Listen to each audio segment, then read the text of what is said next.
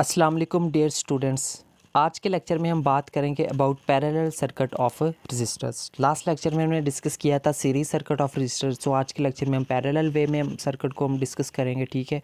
तो सबसे पहले तो बात करेंगे हम इसके इंट्रोडक्शन के साथ, ठीक है। तो इंट्रोडक्शन में देखिए यहाँ पे हमारे पास क्या है, the circuit in which the registers are arranged in a parallel way, ठीक है। ऐसा सर्किट जिसमें हम रजिस्टर्स को हम एक पैरेलल वे में अरेंज करते हैं, ठीक है। किस तरह से, so that the current has two or more than two paths to flow is called parallel circuit. इस तरह से उनको हमने पैरेलल वे में अरेंज करना है कि उसमें जो फ्लो करने वाला जो करंट है उसको फ्लो के लिए दो या दो से ज़्यादा रास्ते हों। ऐसे सर्किट को हम क्या कहते हैं, पैरेलल सर्किट ऑफ रजिस्टर्स कहते हैं, ठीक है। तो सीरीज़ में क्या था, उसमें हम उसको एक सीरीज़ वाइज रजिस्टर्स को अरेंज करते थे इस तरह से कि जो फ्लो ऑफ करंट है उसको सिर्फ एक पाथ उसके लिए था। बट जो पैरेलल सर्किट है इसमें दो या दो से ज़्यादा पाथ होने चाहिए, ठीक है। ये इनके दरमियान एक डिफरेंस याद रखो। साथ में एक छोटी सी टर्म है, ये देखिए प्रॉपर्टी है, the voltage is same across each component of the circuit, ठीक है। तो सर्किट में बहने में मौजूद हर कंपोनेंट में के अक्रॉस जो वोल्टेज है वो क्या रहता है, सेम रहता है। जबकि जो सीरीज सर्किट था उसमें क्या था, करंट सेम रहता था, ठीक है। तो ये दोनों के दरमियान डिफरेंस याद रखना है। अगर हम बात करें इसकी एक्सप्लेनेशन की, तो यहाँ पे देखिए हमारे पास क्या है, consider a parallel circuit of 3 resistors and a single battery as shown in figure, ठीक है। तो फिर से हमने सीरीज सर्किट में भी हमने 3 रजिस्टर्स का यूज़ किया था, पैरेलल सर्किट में भी हम 3 रजिस्टर्स का ही यूज़ करेंगे। तो सबसे पहले देखें यहाँ पे हमने जो 3 रजिस्टर्स ले लिए हैं R1, R2 एंड R3, और उनको हमने पैरेलल वे में एक दूसरे के पैरेलल हमने उनको यहाँ पे अरेंज किया है, ठीक है। इसी तरह हमने जो उसको उनको करेक्ट किया हुआ है एक सिंगल बैटरी के साथ। अब यहाँ पे क्योंकि एक पैरेलल वे में है तो यहाँ पे इन सब के अंदर जो वोल्टेज है वो क्या रहेगा, सेम रहेगा, बट जो करंट है वो हर रजिस्टर में से क्या होगा, डिफरेंट फ्लो करेगा, ठीक है। सो मज़ीद देखें यहाँ पे मज़ीद, since the voltage will be same but the current will be different, so the current through R1 is equal to, ठीक है। सो फर्स्ट रजिस्टर में से जो बहने वाला जो ये करंट है ये किस चीज़ के बराबर होगा, according to Ohm's law I1 will be equal to V over R1, ठीक है। हमें वोल्टेज का पता होना चाहिए, ठीक है, वोल्टेज कितना है, और उसके बाद जो फर्स्ट रजिस्टर की हमें रेजिस्टेंस के बारे में पता होना चाहिए। तो हम क्या है, फर्स्ट रजिस्टर में से बहने वाले करंट को हम फाइंड कर सकते हैं इस फार्मूले की मदद से, ठीक है। So similarly current through R2 वो किसके बराबर होगा, I2 will be equal to V over R2, and current through R3 किसके बराबर होगा, I3 will be equal to V over R3 के बराबर होगा, ठीक है। सो द टोटल करंट, तो टोटल करंट किस चीज़ के बराबर हो जाएगा, definitely I will be equal to I1 plus I2 plus I3 के बराबर आ जाएगा, ठीक है। सो हमने ऊपर ये जो हमने इनकी जो इक्वेशंस ड्राइव करी हुई थी, ठीक है, उनको हमने इसकी जगह पे रिप्लेस कर देना है अकॉर्डिंग टू ओम्स लॉ, ठीक है।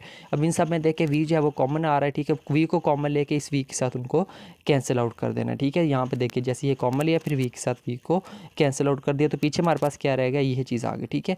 सो अगर पैरेलल सर्किट हमारे पास दिया हुआ हो तो उसकी अगर हमने इक्विवेलेंट रेजिस्टेंस फाइंड करनी हो तो वो जो है वो हम इस फार्मूले की मदद से हम उसको फाइंड कर सकते हैं, ठीक है। इसको हम क्या देते हैं, इक्वेशन नंबर 1।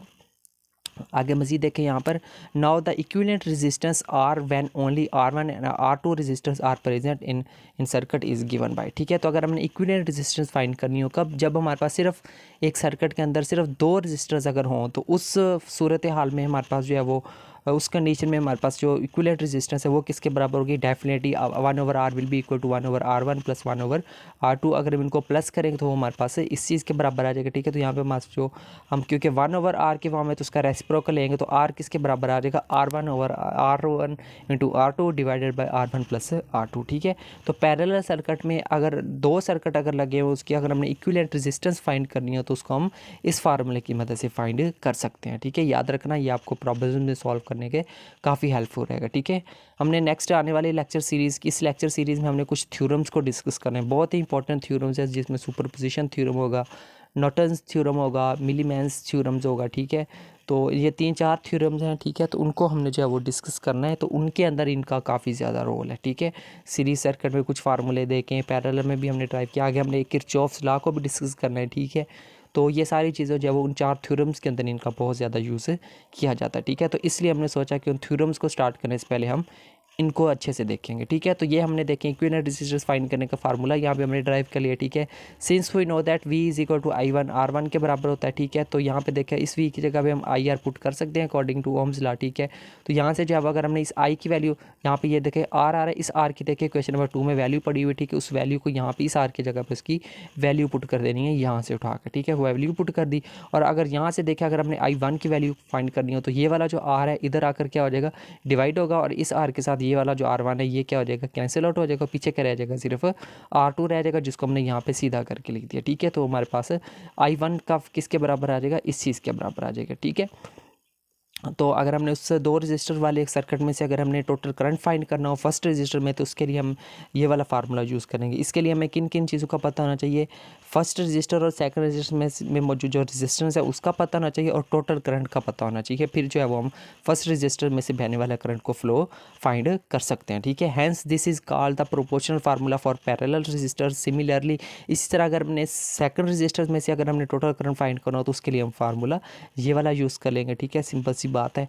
तो बस ये था स्टूडेंट्स आज का लेक्चर, जिसमें हमने जो है 2-3 मेन फार्मूले ड्राइव किए। एक तो ये था करंट वाला, ठीक है, इसका अब मेन फार्मूला, ये मोस्ट इंपॉर्टेंट फार्मूला जो ये था रेजिस्टेंस वाला, ठीक है, इक्विवेलेंट रेजिस्टेंस के लिए। ठीक है, इसी तरह अगर दो, ये तो था फार्मूला 2 रेजिस्टेंस के लिए। ठीक है, अगर 2 से ज़्यादा हो तो उसके लिए हम ये वाला फार्मूला यूज़ करेंगे। ठीक है, अगर चौथा तो यहाँ पे 1+1/R4 आ जाना था। ठीक है, इस तरह से आप जितने मर्जी रेजिस्टेंस का यूज़ कर सकते हैं। ठीक है, इसी तरह अगर उस पैरेलल सर्किट में अगर आपने करंट फाइंड करना हो, इक्विवेलेंट करंट, टोटल करंट, तो इस फार्मूले की मदद से फाइंड कर सकते हैं। ठीक है, तो बस ये था हमारा आज का लेक्चर। ठीक है, जिसमें हमने जो है वो पैरेलल सर्किट ऑफ रेजिस्टर्स को डिस्कस किया है।